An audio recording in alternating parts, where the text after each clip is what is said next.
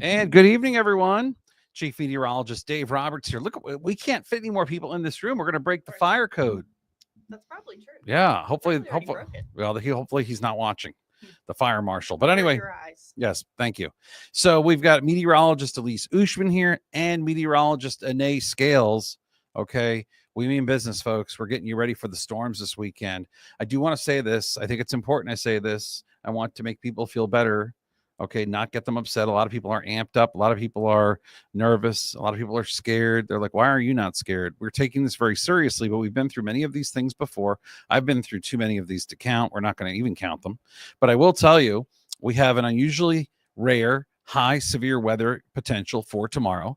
It's something that doesn't happen very often. It probably happens maybe once a decade, if that, maybe once every couple decades or once a decade. But the bottom line is it's a rarity.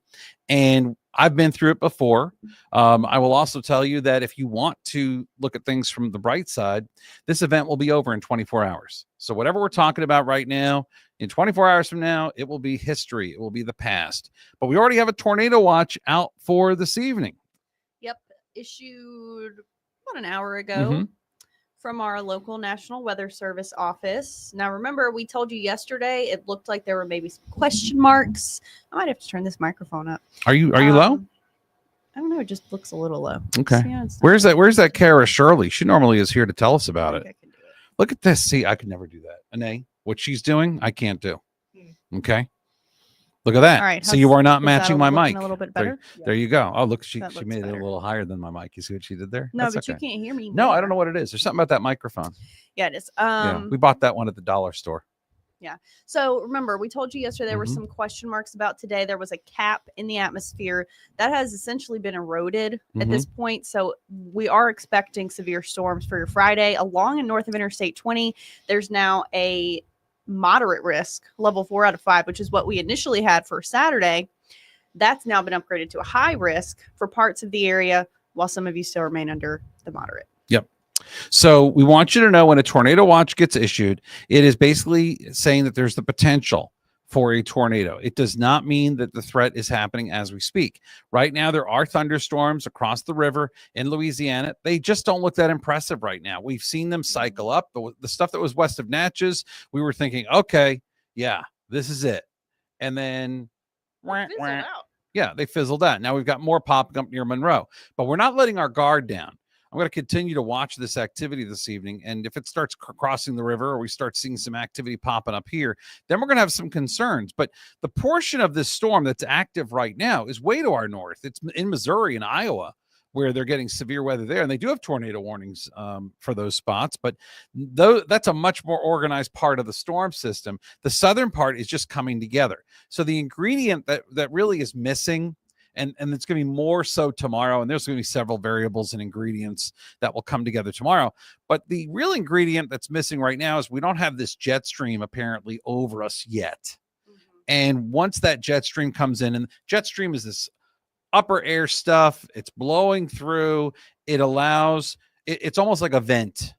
It's a vent. So thunderstorms that are forming at the surface, they flourish into this vent, and it's like a fire, and it just takes off into it, and it explodes. Right now, the atmosphere, we are theorizing, is relatively capped, which means it's been sunny out there for most of us. Yes. It is getting a little bit breezy. The cap may erode a little bit this evening, but it's gone, we think, tomorrow. When the jet stream gets here tomorrow, it's really gone. It's basically going to just push it all out of here. So that's my explanation. Do you concur, Anae Scales? You're looking at me. I agree with what you're saying. Squinting your eyes, but are you agreeing with me? I agree with what you're saying, like the gist of it, yeah. The timing and things like that. Talking to the microphone, please, for the kids at home. I agree with what you're saying about the timing. This evening, the storms are not looking too impressive. Right. We're definitely going to have a better chance tomorrow. It's just, I'm reluctant when we talk about the jet stream. Why? Because I don't know if it overcomplicates things a little bit. Well, it does. I get what you're saying. It does. Yeah. But that's the real thing that has to come into play tomorrow, because that's going to push the cap out of here or just erode it completely. And that's going to really allow thunderstorms to just start sparking up. Now, sometimes the jet stream is too strong and it creates too much shear, and it actually, you sit there, and I've been through this before. We've had a moderate before and nothing's happened. I've been there. I don't think that's going to happen tomorrow. I think we have too much information, too much data that we're looking at that suggests we're going to have thunderstorms tomorrow. I will tell you the worst weather will be in eastern Mississippi and western Alabama. And the reason why is because they have the unfortunate problem of being in the wrong place at the wrong time, or maybe being in the right place at the right time, because they're going to be towards sunset, and that's where all the ingredients are going to be cooking. It's going to be cooking all day. For us, our issues will be morning and through about mid-afternoon. After about mid-afternoon, it's going to be really tough to have that kind of weather going on here, because at that point, things are going to be shifting more eastward, and that's going to be the trend. In the morning, you're not going to notice it. In the morning, whatever thunderstorms develop are going to be dangerous, and that waiting around till afternoon, no, it's going to be afternoon that a lot of this activity will be moving more eastward out of our area. So I hope I explained that well enough to everybody. So what we've got here as far as timing is concerned now, and I know there's not anything going on right now, but the risk is now until maybe 2 a.m. We're under a moderate risk for most of the area. Saturday, under a high risk for areas east of I-55. Sorry, we'll talk closer to the microphone. The rest of you under a moderate risk for severe weather from 6 a.m. to 5 p.m. So again, early in the morning, we're going to be tracking those storms moving in. The risks are the same as what we've been telling you. That's going to be multiple tornadoes. Some of them could be strong, especially east of 55 and into East Mississippi and then over into Alabama. Damaging wind and hail. And those threats are actually the same as we go into the nighttime hours tonight. We're just not expecting to see as many of those storms reach that potential for tonight. Correct. And this is tornadic supercell potential. So what I'm showing here is I'm showing the upper end of the scale. We call this enhanced helicity index, EHI.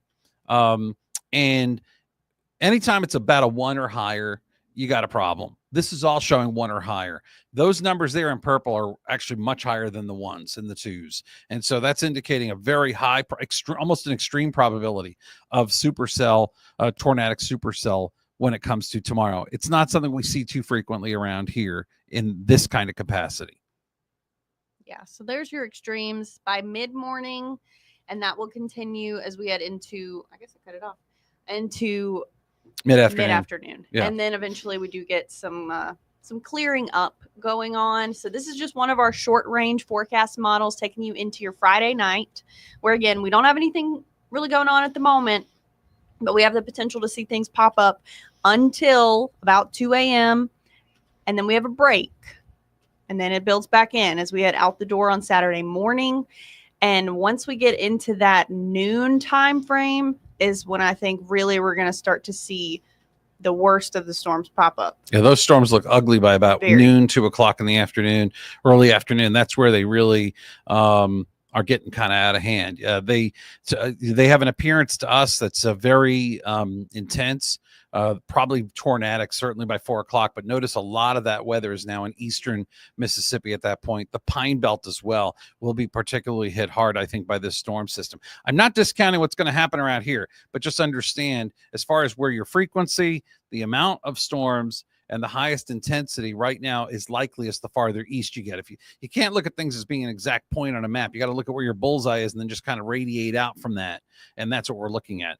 We're talking about worse and worst. We're not talking about good and bad. We're talking about bad and badder. That's how I look at it. Bad and very bad. I mean, whatever you want to call it, but that's kind of the situation there. The no good, terrible, horrible, no good, very bad. There you go. I like that. That's what I'm calling it.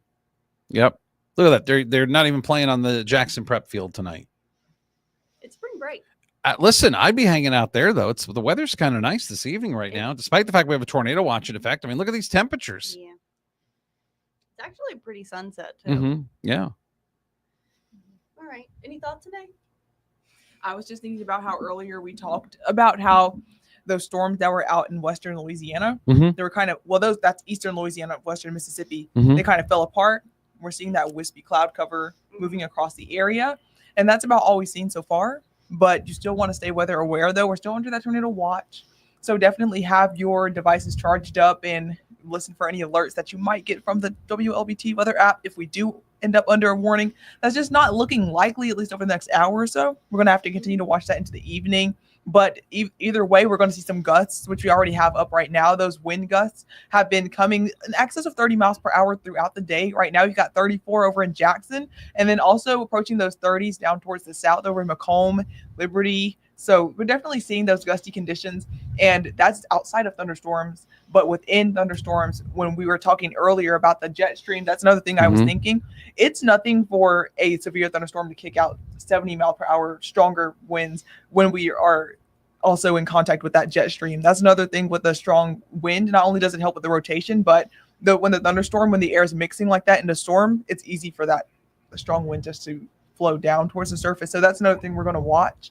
Besides the tornado and hail potential, the wind gusts are also going to be a factor in the storm and even outside of the storm as well. And so what I'd like to make the distinction between tonight's weather and Saturday's weather is tonight there's the possibility of severe storms. That's why this tornado watch is in effect. Anything that develops could become tornadic very quickly. The Saturday event is a likelihood. Okay, that's the difference. And it's going to be widespread, whereas this evening will not be widespread. This evening is just a chance and a possibility. Tomorrow will be widespread, and it's a likelihood for severe weather. And the winds are going to be strong, yes, even outside of all this. Tomorrow, tornadoes are likely, wind gusts over 70 miles per hour, and there could be some large hail and damaging hail at that. And I see somebody here saying the National Weather Service is showing a different map for tonight's weather. Get closer That to the is mic true. just to be on the safe side. If you look at our local National Weather Service office, they do create their own maps, and sometimes they look a little bit different than the ones that we show you from the Storm Prediction Center. They are going off of the same data, but they're really fine-tuning it for our area. They do agree with what we're expecting to see tomorrow. For tonight, they've got that level 4 risk that we showed you a little bit further to the north, and the Jackson area really still under about a level 3 risk. It does look a little bit different. I just want you to know why, if you check on the National Weather Service Facebook or their website. And we have different counties, and they serve different counties than we do to some extent. We have to deal with overlapping offices. So that's that. Hey, Teresa Drennan just chimed in. Winds caused a limb to fall behind her daughter's house, and it caused a small fire, but it was put out. Thank goodness. Yeah, the fire danger would be high in this situation because it's been dry this week, and we have strong gusty winds already, and it's a warm day. Teresa, don't give me the address, but let us know what town or community that was in. Just curious. So Lexi Payne asked a question. You better go back. There we go.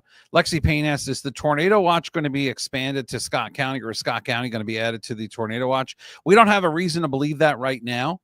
But again, there's no real activity out there at this point. We've got the fuel. We just don't have the spark. So at this point, I would say no. And let's see here. Taylor Hollowell says, them energy boys better be ready. I hope they are too. That's for sure. Because these winds might do more damage like they did a couple weeks ago than the actual storms themselves. So just keep that in mind. I think I already saw a photo on Facebook. You know, they start to go around of the fleets assembling. Right. So they're definitely getting all of the crews from any energy serving company ready to deploy for this event. Right. So bottom line is we are watching the weather anytime between now and 2 a.m. There could be storms tonight that could be severe, and tomorrow anytime after 6 a.m. and before 5 p.m. we could be looking at the potential of widespread weather. This is the current radar right now. And again, indications are, at least as of 6:47 p.m., the atmosphere has a lid on it. It's capped. And that's why we're not seeing the thunderstorms breaking through yet. But all it takes is one storm to kind of tower through that cap and start the erosion process. And it's kind of Jenga. You know the game Jenga? Yeah. You ever played Jenga? Mm-hmm. You ever played Jenga? And everything falls. I'm the guy who fall takes the into- first piece and it all collapses somehow, some way. Not the bottom one. I don't know what my story is, but that's just how it works. Hey, Lemon, Mississippi. Cute little community there. Appreciate that. Yolanda Gaskin Stewart from checking in. And let's see here. Lane Smith, you got the wrong app. If your weather app says there's not really going to be any rain tonight, you are definitely getting the wrong app. Make sure you download the free First Alert weather app. I just checked it about 15 minutes ago, and it was updated pretty good for this evening. So make sure you've got a good app. We encourage you to have multiple ways to get information. And if you lose power tomorrow, remember, you don't lose access to us, the free First Alert weather app, at around you know, anytime you lose power and there's a tornado warning, we're going to be streaming those warnings live through them. So you can still get the information even in the middle of the storm. Adrian Martin, I'm scared. Don't be scared, Adrian. We've been talking about this now for about 9 days, 10 days. Be prepared. Just be prepared. Okay. And in 24 hours, the storm is over. And talk close to that mic. We talked about earlier. I'm glad that Dave mentioned the WLBT weather app that works if you lose power. But so do NOAA weather radios. That's another thing that we always recommend people have. Those are battery operated. You don't need electricity for that. And then also there's other apps you could have as well as WLBT. You could have a FEMA app that also gives you warnings, and you could set that for multiple cities if you know people across the area. So those are other good ideas. It's nice to have backup plans. You always want to have more than one place to get your warnings just in case one app doesn't work or you end up getting your power ends up going out and things like that. Enrique brought up a good point that he's glad that the event is a daytime event versus a nighttime one. We're always grateful for that. The daytime events, obviously there's more people awake and alert and paying attention to the weather, hopefully, and they can react to it. Also, we have more people that can see these weather events happening on the ground and can report them. The nighttime stuff is always complicated. We're solely relying on radar in many cases, most cases, and that just makes it very concerning. So that's the story there. All right. Anything else y'all want to add? Let's see. Okay. Lane Smith. So yeah, if your app is not working, make sure you either, update it. Make sure you're always updating your apps anyway, because that may be an issue too. So just keep that in mind. Alexis Martin, flashlights, water, helmets, portable radio of sorts, safe space with no windows. Stay safe. Thank you, Alexis Martin. You are hired. That was actually really valuable stuff. So we're highlighting that for you right there on the screen. And that just reminded me, now that we're speaking about the apps, also cell phones, they do have this automatic setting where you get the warnings, but I know many people turn those off for Amber Alerts. So be sure to have your emergency settings on your iPhone or whatever kind of phone you have turned back on for tomorrow so you can get any tornado warnings that end up being issued, because I know many people do have that shut off. And Danae did a great little thing this afternoon. You did an update on our free First Alert weather app. You have a thing about where some safe places are for tornadoes. It's been a minute since we've had an outbreak of severe weather, so I think it's very timely. It's on our First Alert weather app, so feel free to go check it out in the videos section. Anything else? All right, one more time. We'll go over the time frame. Time frame one more time. We've said it ad nauseum, but we'll do it one more time for those that are joining us late. And we will leave this up on Facebook and let it loop for you too if you're joining us a little late as well. Time frame for tomorrow looks like between 6 a.m. and 5 p.m. with the worst of the weather from about mid-morning to early afternoon, so to speak. So stay weather aware, and Dave will be back at 10. I'll be back tonight on WLBT News at 10 or sooner if the situation warrants. If a tornado warning happens, we will break into programming and tell you all about it. And of course, we'll keep you up to date. Continue to get updates from our free First Alert weather app. We'll update you here in a little bit. And again, now's the time to secure loose objects, come together with a plan that you have for tomorrow or tonight, but especially for tomorrow, as tomorrow we're expecting a widespread event across our area. We want you to be prepared. We want you to be safe. Here's a couple little tips. And Nate, again, goes into details on these things a little bit more on our free First Alert weather app.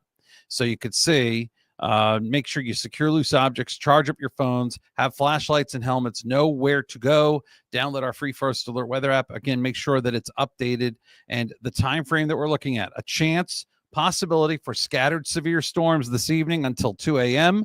And then tomorrow between 6 a.m. and 5 p.m., there is the likelihood of a widespread severe weather threat to our region. We'll leave these up on the screen.